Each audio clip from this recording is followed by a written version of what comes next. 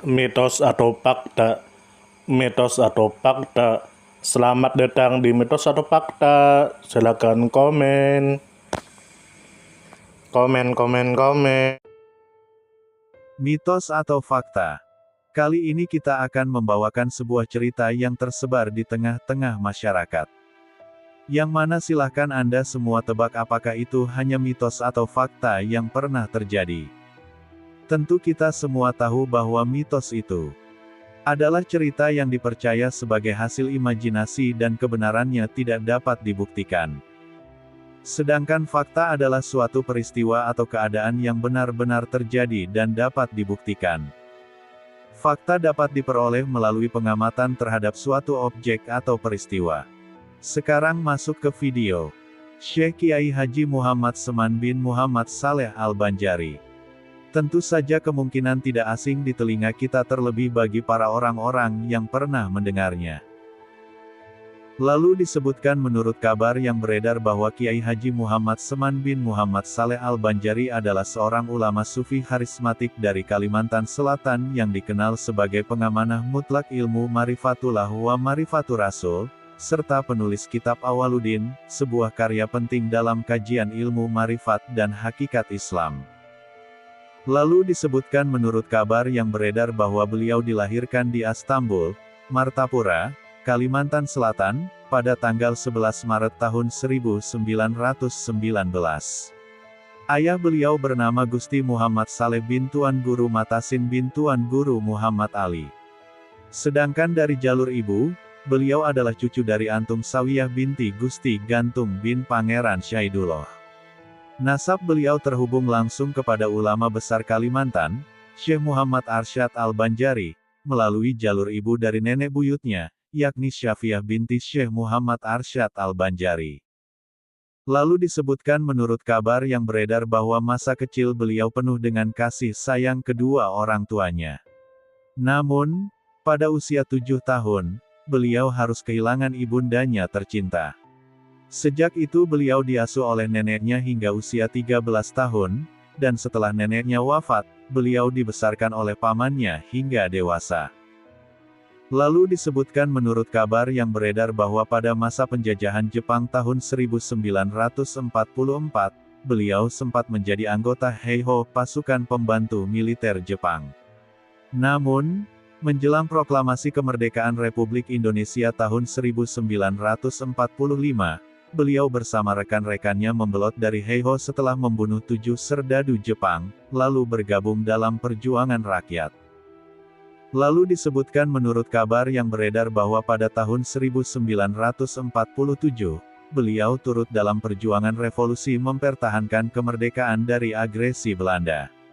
Pada tahun 1950, beliau secara resmi bergabung dalam Tentara Republik Indonesia TRI, dan menjabat sebagai Sersan Mayor di Batalion 602 Kompi 4 Lambung Mangkurat, dengan posisi sebagai Komandan Peleton 2. Beliau mengakhiri masa dinas militernya pada tahun 1953. Lalu disebutkan menurut kabar yang beredar bahwa pada tahun 1950, beliau menikah dengan Fatimah binti Abdul Muthalib di Tarakan, Kalimantan Utara. Lalu disebutkan menurut kabar yang beredar bahwa setelah keluar dari dinas ketentaraan, 1953 sampai 1956, beliau menjalani kehidupan yang penuh perjuangan dengan melakukan berbagai pekerjaan demi menghidupi keluarganya. Beliau sempat merantau ke Malaysia, Tawau, Sabah, hingga ke Filipina. Lalu disebutkan menurut kabar yang beredar bahwa tahun 1956 menjadi titik balik spiritual beliau. Beliau memperoleh limpahan ilmu secara laduni, langsung dari Allah tanpa melalui proses belajar biasa, melalui keturunan ruhani Syekh Muhammad Arsyad Al-Banjari. Beliau mendapatkan 7 mata pelajaran pokok ilmu marifat, yaitu 1. Mengenal diri. 2. Mematikan diri sebelum mati. 3. Kesempurnaan kalimat la ilaha illallah. 4. Zikrullah.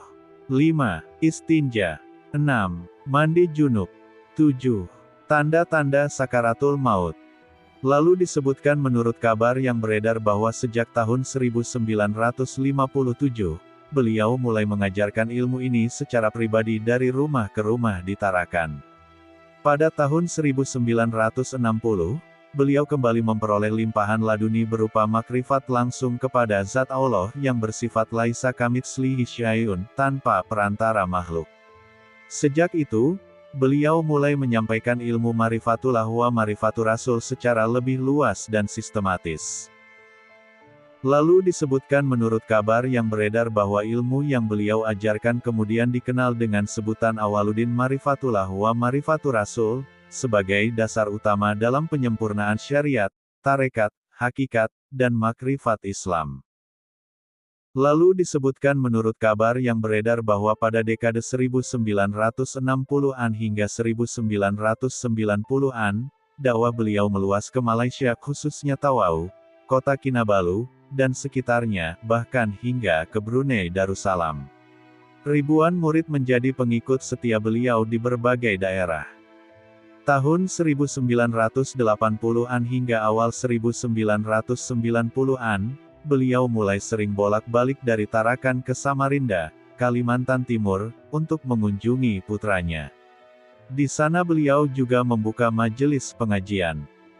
Pada tahun 1995, atas inisiatif para murid, didirikan Majelis Taklim Marifatullah wa Marifatur Rasul cabang Samarinda, sementara pusat majelis masih berada di Tarakan. 2 tahun kemudian, pada 1997, beliau menetap secara tetap di Samarinda, dan menjadikan kota tersebut sebagai pusat kegiatan majelis taklim hingga akhir hayatnya. Lalu disebutkan menurut kabar yang beredar bahwa Syekh Kiai Haji Muhammad Seman bin Muhammad Saleh Al-Banjari wafat pada malam Selasa, 21 Ramadan 1434 Hijriah, tanggal 30 Juli tahun 2013 Masehi pukul 22 waktu Indonesia Tengah di kota Samarinda, dalam usia 94 tahun. Lalu disebutkan menurut kabar yang beredar bahwa sebagian pihak dari kalangan fikih atau akidah tekstualis mungkin menilai ajaran marifatullah yang diajarkan oleh beliau mengandung unsur-unsur yang 1. Sulit diverifikasi secara rasional dan tekstual dari Al-Quran dan hadis karena berasal dari ilmu laduni. 2. Berisiko ditafsirkan sebagai paham wihdatul wujud atau penyatuan makhluk dengan Tuhan, jika tidak dipahami dengan kerangka sufi yang tepat. 3. Terlalu menekankan pengalaman batin, sehingga dikhawatirkan mengabaikan aspek formal ibadah atau hukum-hukum syariat lahiriah. Lalu disebutkan menurut kabar yang beredar bahwa beberapa orang yang tidak akrab dengan jalur tarekat atau marifat mungkin melihat ajaran beliau 1. Cenderung eksklusif, hanya dapat dipelajari oleh orang-orang yang telah dianggap siap, sehingga dinilai tertutup dan elitis. 2. Sulit diakses atau dipahami oleh masyarakat awam, terutama yang terbiasa dengan pengajaran Islam normatif dari kitab-kitab klasik yang diajarkan secara terbuka di pesantren. Lalu disebutkan menurut kabar yang beredar bahwa sebagian pihak juga mempertanyakan legitimasi keilmuan beliau karena tidak banyak bukti dokumentasi formal atau sanad keilmuan secara tertulis dari guru-guru yang dikenal umum di pesantren tradisional.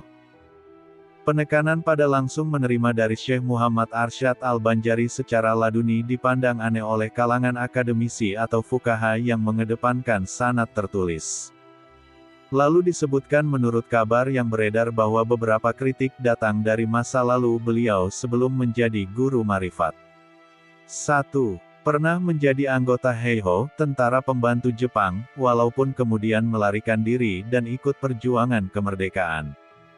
2. Sempat menjalani hidup berpindah-pindah, dan dianggap tidak stabil sebelum memperoleh pengalaman spiritual. Namun, hal ini lebih merupakan dinamika kehidupan biasa yang justru membentuk perjalanan spiritual beliau.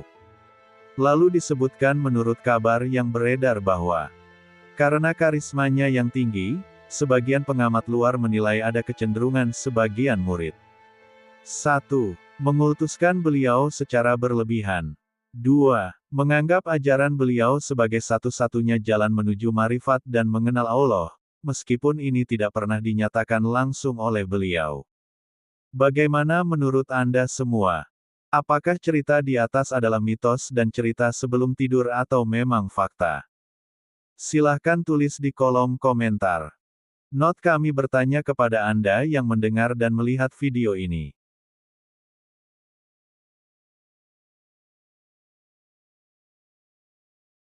Mitos atau fakta?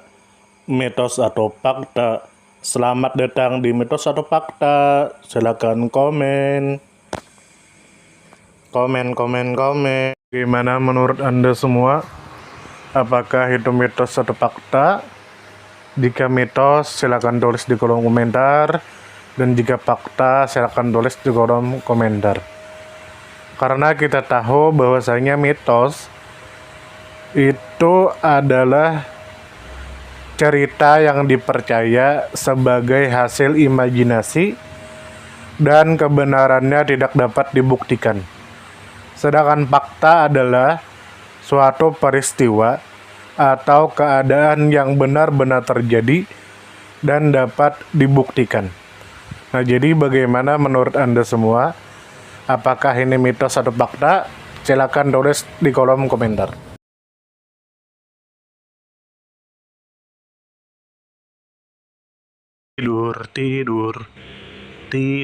Tidur. Ayo kita tidur.